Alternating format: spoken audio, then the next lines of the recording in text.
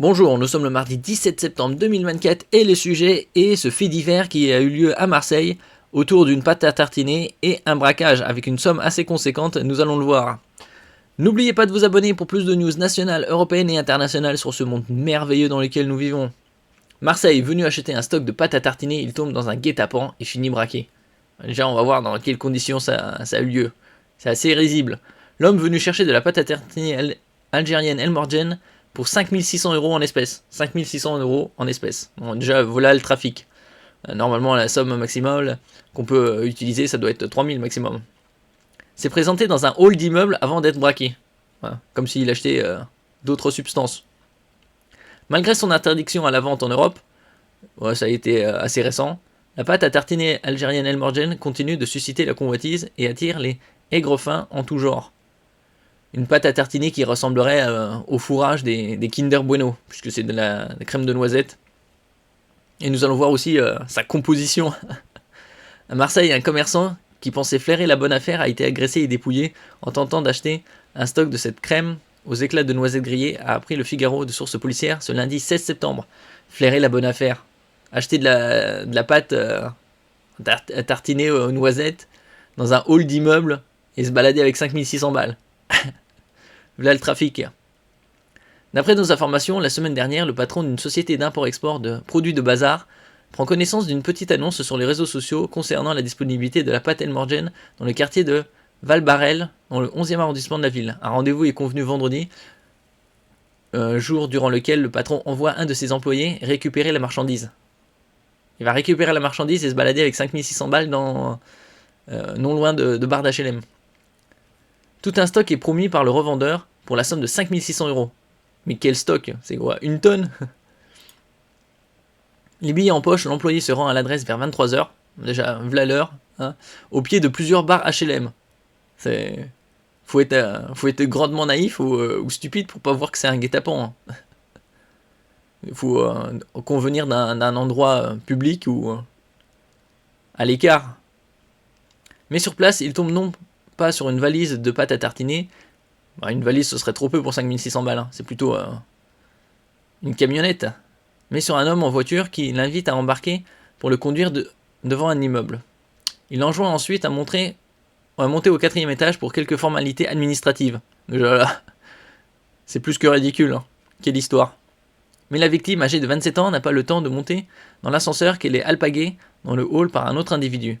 Celui-ci sort une arme de poing et lui réclame la somme d'argent qu'il avait sur lui. La victime est ensuite répartie bredouille et a déposé plainte dans la foulée. Une enquête a été ouverte. Donc il se ramène avec 5600 balles sur lui, se fait dépouiller et il va porter plainte. Et ça tout naturellement. Non mais qui va se balader avec 5600 balles pour acheter de la pâte à tartiner qui est interdite à la vente en Europe? Le gars c'est vraiment un kiké. Interdiction en Europe. La pâte à tartiner El Morgen, produite en Algérie et qui connaît un fort succès au Maghreb, a été interdite d'exportation vers l'Europe. En cause, un règlement européen qui ne liste pas l'Algérie parmi les pays autorisés à introduire des produits laitiers dans l'UE, car le pays n'applique pas un plan de contrôle des substances, des pesticides et des contaminants approuvés par la Commission européenne. Ce qui est tout à fait normal. S'ils n'appliquent pas les mêmes règles, ils vont pas importer n'importe quoi. Mais Moustapha Zebdi, le président de l'Association algérienne de protection des consommateurs, APOC, invoque une autre raison qui justifierait cette interdiction. Selon lui, la pâte à tartiner El Morgen représenterait une concurrence trop sérieuse pour les marques européennes comme Nutella. Nutella qui vend des millions de pots et ils vont se faire concurrencer par une firme familiale qui a genre une trentaine d'années, même pas 27 ans. Et ce serait de la concurrence pour Nutella. Ils voyaient géant là. Le produit entrait et voyageait, et quand il est devenu un danger pour leurs produits bien aimés, ils ont fait tous les tests et sorti toutes les normes, a-t-il déploré auprès de TSA Algérie. Ça, c'est de la théorie du complot là. Quelle est la production de cette pâte à tartiner ou aux noisettes grillées pour concurrencer le super géant Nutella. Donc alors là on est sur la page officielle avec ces quatre produits Alors ici, on va voir un peu le background.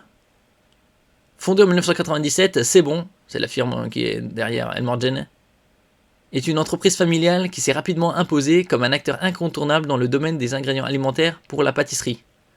Bon là on voit que 4 produits en 27 ans. Alors, crème noisette 200 grammes, 7,90€. Crème noisette 700 grammes, 13,90€. Donc c'est 3 fois et demi plus pour même pas le double du prix.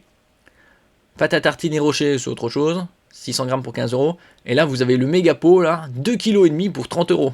Donc au kilo, au mieux c'est acheter celui-là. Surtout que vous avez ici livraison offerte à partir de 80€. 80€ rien que ça. Et donc on regarde la composition juste par curiosité. Bon, ça a l'air d'être un peu comme un Kinder Bueno, de la crème noisette. Bocal alimentaire en verre sleeve. C'est du plastique là. 24 mois selon date de production, ok. À conserver sec. Ne pas exposer au soleil, comme tout produit quoi. Composition, alors sucre, huile de palme, noisette, bon ça c'est intéressant. Lait écrémé en poudre, lactosérum, vanille, émulsifiant, lécithine, arôme, vanille. Oui, on voit même pas les quantités, on sait juste la composition, c'est un peu secret comme du Coca-Cola. Et donc le pot de 2,5 kg, une trentaine d'euros. Bon là, comme c'est interdit d'importation. Crème de noisette grillée. Bon, on voit pas les proportions dans le nombre de sucre, d'huile de palme. Bon, c'est juste un produit industriel, quoi. Voir les noisettes, ça sera quoi, à 5-10%? Goût de noisette.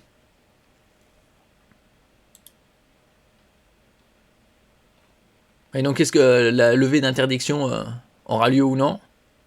Qui sait? Mais le justificatif que c'est pour protéger le Nutella, c'est assez risible.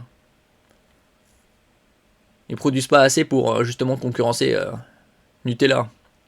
Surtout, il y a d'autres marques qui produisent de la crème de noisette bio.